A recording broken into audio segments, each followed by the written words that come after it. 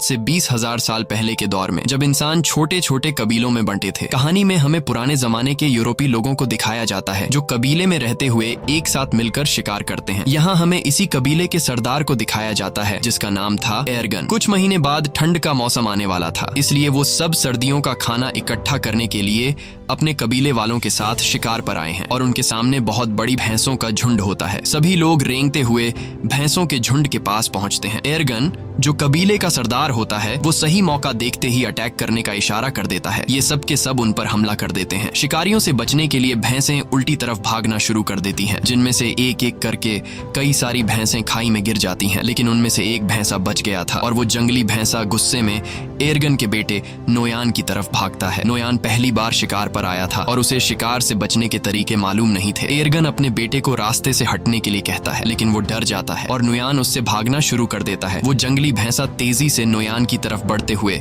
उसे अपने सींग में उठा लेता है और खाई की तरफ भागना शुरू कर देता है। एर्गन, जो उस कबीले का सरदार है, वो देखकर अपने बेटे को बचाने के लिए भैंसे पर भाला फेंकता है। भैंसे को भाला लग जाता है, लेकिन घायल होने के बाद भी वो नोयान को नहीं छोड़ता और नोयान को खाई से ऊपर उछाल देता है। और यहाँ से कहानी जाती है फ्लैशबैक में, यानी कि एक हफ्ता पहले, जहाँ पर हम देखते हैं कि कबीले के लोग शिकार की तैयारी कर रहे हैं। वो पत्थरों से अलग अलग तरह के नुकीले हथियार बना रहे थे। ये सिर्फ तैयारी नहीं थी, बल्कि नए लोगों को शिकार में हिस्सा लेने के लिए इस तरह के पत्थर बनाने पड़ते थे। जो सबसे तेज और नुकीला हथियार बनाएगा, उसे शिकार के लिए सिलेक्ट कर दिया जाएगा। इस प्रतियोगिता में एर्गन का बेटा नोयान भी पास हो जाता है। उसी रात को नोयान की माँ एर्गन से कहती है, नोयान को अपने साथ शिकार पर मत ले जाओ, वो अभी बच्चा है। मैं उससे बहुत प्यार करती हूँ और उसे खोना नहीं चाहती। एर्गन कहता है, सर्दियां आने वाली हैं और साल के इस वक्त में सभी शिकार करने के लिए जाते हैं। अगर हम शिकार पर नहीं गए तो हम सर्दियों में भूख से मर जाएंगे और नोयान को खुद को साबित करना होगा कि वो मेरा बेटा है। अगली सुबह सभी कबीले वाले शिकार के लिए निकल रहे होते हैं, लेकिन नोयान की माँ नोयान के लिए बेचैन हो रही थी कि कहीं मेरे बेटे को कुछ हो न जाए। लेकिन एर्गन उसे तसल्ली देता है, तुम परेशान मत हो, नोयान को कुछ नहीं होगा। और वे सब शिकार पर निकल जाते हैं। थोड़ी दूर आगे जाने के बाद यहाँ पर एक दूसरा कबीला भी आता है जो उन्हीं की तरह शिकार करने के लिए निकला है ताकि सर्दियों के लिए खाना इकट्ठा कर सके। बहुत लंबा सफर तय करने के बाद वो सब एक पत्थर के ढांचे तक पहुंचते हैं जो कभी उनके पूर्वजों ने बनाया था। ये सफर बहुत खतरनाक होता है। इस सफर में उनके कई पूर्वजों ने अपनी जान गंवाई है, इसीलिए उन्होंने पूर्वजों की याद में यह पत्थर का ढांचा बनाया होता है। आगे चलने के बाद उन्हें एक जंगली सुअर दिखता है जिसे वो भाले से घायल कर देते हैं। एर्गन अपने बेटे नोयान से कहता है कि तुम इसे मारोगे, लेकिन नोयान ने पहले कभी शिकार नहीं किया था। वो इसे देखकर घबरा जाता है और नोयान उसकी जान नहीं लेता, इसलिए एर्गन उसके हाथ से पत्थर का खंजर छीनकर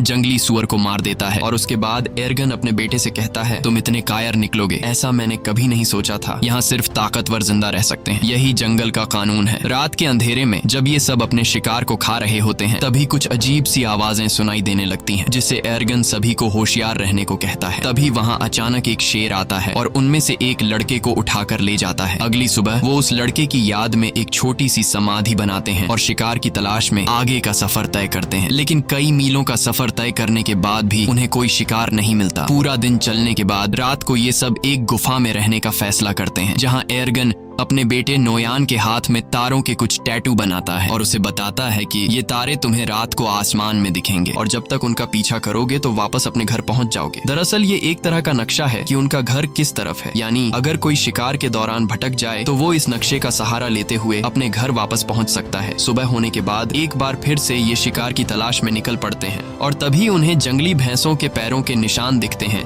जिसे देखकर सब खुश हो जाते हैं। अब ये जंगली भैंसों का शिकार करना शुरू करते हैं और यहाँ वो सीन आता है जब एक जंगली भैंसे ने नोयान को पहाड़ी से उछाल दिया था। कहानी वापस प्रेजेंट में आती है, जहाँ दिखाया जाता है कि जब नोयान को चट्टान से उछाला गया तो वो नीचे जा गिरा, लेकिन वो चट्टानों के बीच एक पत्थर को पकड़कर लटक जाता है। एर्गन जल्दी से वहाँ पहुंच जाता है और अपने बेटे से कहता है, हिम्मत मत हारना, मैं तुम्हें बचा लूंगा। लेकिन तभी वो पत्थर टूट जाता है जिसे पकड़कर नोयान लटका हुआ होता है। नोयान चट्टानों से टकराता हुआ नीचे गिरता है और चट्टानों के बीच में बने हुए एक छोटे से रास्ते में जा गिरता है। एर्गन अपने बेटे को बचाने के लिए जाना चाहता है, लेकिन उसके कबीले वाले लोग उसे रोक लेते हैं। वो कहते हैं, अब यहाँ से नीचे जाने का कोई रास्ता नहीं है। तुम्हारा बेटा अब इस दुनिया में नहीं रहा। हम तुम्हें खोना नहीं चाहते। तुम हमारे कबीले के सरदार हो। तुम्हारी जिम्मेदारी है कि तुम हम सब की हिफाजत करो और हमें वापस घर ले चलो। लेकिन एर्गन किसी की भी बात को मानने को तैयार नहीं था। वो पूरी रात उसी चट्टान के किनारे बैठकर अपने बेटे को आवाजें देता रहता है, लेकिन आखिरकार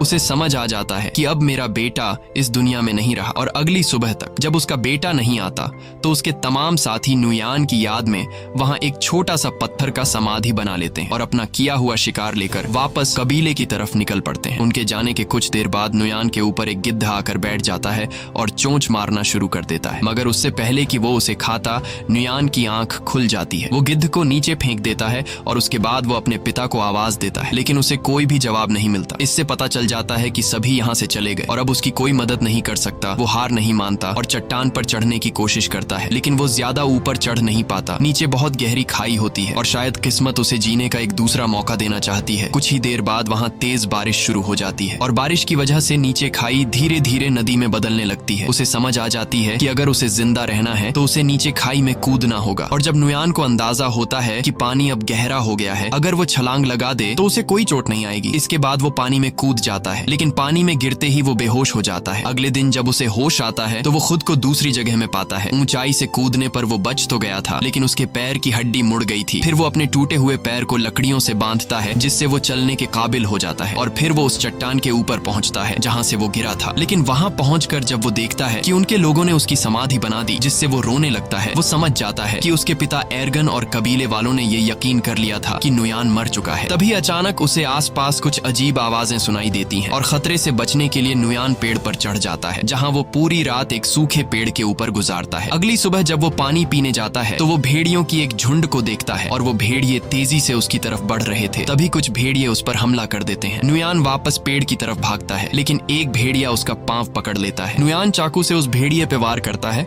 जिससे वो भेड़िया जख्मी होकर नीचे गिर जाता है और नुयान जल्दी से पेड़ पर चढ़ जाता है। सारी रात भेड़िए नीचे उसका इंतजार करते हैं, लेकिन जब सुबह होती है तो सब भेड़िए जा चुके होते हैं। सिर्फ वही जख्मी भेड़िया वहां पर मौजूद होता है जिसे कल उसने चाकू से मारा था। नुयान सबसे पहले अपने चाकू से अपने लिए एक भाला बनाता है और भेड़िए को मारने जाता है, लेकिन जख्मी भेड़िए को मारते वक्त उसे रहम आ जाता है और वो उसे मारने का इरादा बदल देता है। इसके बाद वो पहले उसके मुंह को पट्टी से बांध लेता है और फिर उसे उठाकर उस गुफा में ले जाता है जहां वो अपने कबीले के साथ एक रात ठहरा था। अगली सुबह उठकर वह जड़ी बूटी ढूंढने निकल पड़ता है और फिर उन जड़ी बूटियों को पीस कर अपने पैर पर लगाता है। इसी बीच जब वह पानी पी रहा होता है तो वह देखता है कि भेड़िया अपने मुंह पर बंधी रस्सी को खोल चुका है। ये देखकर पहले तो वह घबरा जाता है, लेकिन फिर नुयान आराम से उसे पानी देने जाता है। भेड़िया उसे अपने पास आता देखकर डर जाता है, लेकिन नुयान कहता है, मैं तुम्हें कुछ नहीं कहूंगा, मैं तुम्हारी जान बचाना चाहता हूँ। जिसके बाद भेड़िया पानी पी लेता है। अब भेड़िए को भी समझ आ जाता है कि मुझे इससे कोई खतरा नहीं है। नुयान ने जो जड़ी बूटी अपने पैर के लिए तैयार की थी वह अब भेड़िए के जख्म पर लगा देता है और उसी वक्त नुयान वह कीड़े भी उसे देता है जो वह खुद खाता है। अब आहिस्ता आहिस्ता उन दोनों के बीच एक रिश्ता बनने लगता है। शाम होने से पहले नुयान एक खरगोश का शिकार कर लेता है, क्योंकि उसने कई घंटों से कुछ भी नहीं खाया था। रात को बड़ी मुश्किल से वह आग जलाकर उस खरगोश को पका लेता है और उसमें से कुछ हिस्सा भेड़िए को भी दे देता है। ये दोनों बुरी तरह से घायल होते हैं, इसीलिए कुछ दिनों तक उसी गुफा में रहते हैं। एक रात नुयान अपने हाथ के टैटूज को देखता है जो उसके पिता एर्गन ने बनाए थे और उन सितारों को आसमान में देखता है। वह कहता है, मुझे घर जाना होगा अपने माँ बाप से मिलने। और नुयान भेड़िए से कहता है कि तुम्हें भी अपने झुंड की तरफ लौटना चाहिए। अगली सुबह वह सफर के लिए तैयार हो जाता है। वह भेड़िए से कहता है, तुम भी अपने घर चले जाओ उससे पहले कि बर्फ पड़ने लगे। और वह वहाँ से निकल पड़ता है, लेकिन वह देखता है कि भेड़िया, जिसका नाम उसने अल्फा रखा है, वह उसके पीछे पीछे चलता आ रहा है। काफी दूर जाने के बाद भी वह भेड़िया उसका पीछा करता है। नुयान कई बार अल्फा को भगाने की कोशिश करता है, लेकिन वह पीछा नहीं छोड़ता। असल में भेड़िए को नुयान के साथ लगाव हो चुका था, क्योंकि नुयान ने उसकी जान बचाई। उसी वक्त अल्फा एक सुअर देखता है। वह उसका शिकार करने की कोशिश करता है, लेकिन कामयाब नहीं होता। नुयान समझ जाता है कि भेड़िया भूखा है। उसे वह खाना दे देता है जो खुद के लिए जमा किया किया था। ये पहली बार था कि अल्फा ने नुयान के हाथों से खाना खाया। अब ये दोनों दोस्त बन चुके हैं। उसके बाद अल्फा एक खरगोश का शिकार करता है जो ये दोनों मिलकर खाते हैं और रात को एक साथ सो जाते हैं। अगली सुबह अल्फा नुयान का मुंह चाट कर उसे जगाता है और जैसे ही वह उठता है तो अल्फा से कहता है, तुमसे कितनी बदबू आ रही है, और वह उसे जबरदस्ती दरिया में फेंक देता है। ये दोनों दरिया में नहाते हैं। यहाँ अल्फा खाने के लिए एक मछली भी पकड़ता है। उसके बाद नुयान वापस अपने सफर पर निकल पड़ता है। रात को वो दोनों आग जलाकर बैठे होते हैं। तब अल्फा कुछ महसूस करता है। हम देखते हैं कि वहाँ कुछ और भेड़िए आते हैं। अल्फा उनके पास जाता है। दरअसल यह अल्फा का परिवार है। नुयान समझ जाता है। वह उसे कहता है कि तुम्हें अपने परिवार के साथ जाना चाहिए और भेड़िया उनके साथ चला जाता है। अगली सुबह नुयान फिर अपने सफर पर निकल पड़ता है। अब ठंड बढ़ चुकी होती है।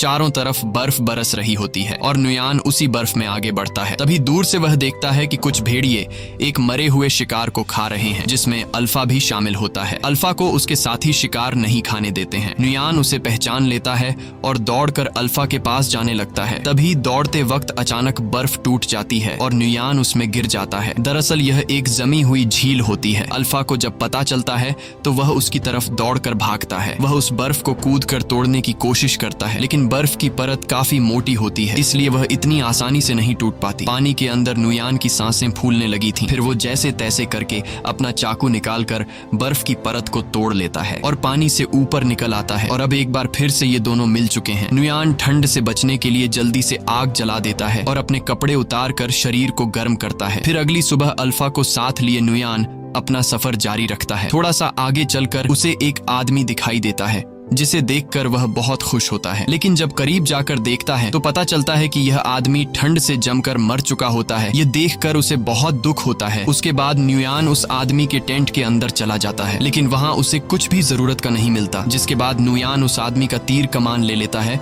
और आगे बढ़ने लगता है। तभी वह देखता है कि उनके पीछे लगड़बग्घे उनका शिकार करने के लिए आ रहे हैं। वो दोनों अपनी जान बचाने के लिए दौड़ने लग जाते हैं और एक गुफा में घुस जाते हैं। वो लगड़बग्घों से तो बच जाते हैं, लेकिन अब वो उनसे भी खतरनाक जानवर के घर में घुस गए थे। दरअसल यह गुफा एक ब्लैक पैंथर की होती है। तभी ब्लैक पैंथर नुयान पर हमला कर देता है, लेकिन उससे पहले कि वो नुयान तक पहुंचे अल्फा उस पर हमला कर देता है। जब वो दोनों लड़ रहे होते हैं तो इस बीच नुयान अल्फा को कमजोर देखकर ब्लैक पैंथर को तीर मार देता है, जिससे वो मर जाता है। अल्फा बच तो गया था, लेकिन ब्लैक पैंथर से लड़ते लड़ते कई सारी चोटें आई थीं। इसके बाद नुयान अल्फा के जख्मों पर मरहम लगाता है और उसकी जान बचाने के लिए उसका शुक्रिया अदा करता है और उससे कभी न छोड़ने का वादा करता है। अगली सुबह एक बार फिर से वो दोनों अपने सफर को जारी रखते हैं। कई मील सफर करने की दूर से कोई आ रहा है। इतने दिनों बाद अपने घर को देखकर उसकी खुशी का कोई ठिकाना नहीं था। उसके बाद जैसे तैसे करके वो अपने कबीले तक पहुंच जाता है और वहीं पर गिर जाता है। नुयान को देखकर उसके माता पिता दौड़ कर आते हैं। उसे देखकर उन दोनों को यकीन नहीं होता कि ये हमारा बेटा है। वो दोनों मान चुके थे कि हमारा बेटा मर चुका है, लेकिन अब उसे जिंदा देखकर वो बहुत ज्यादा खुश हो जाते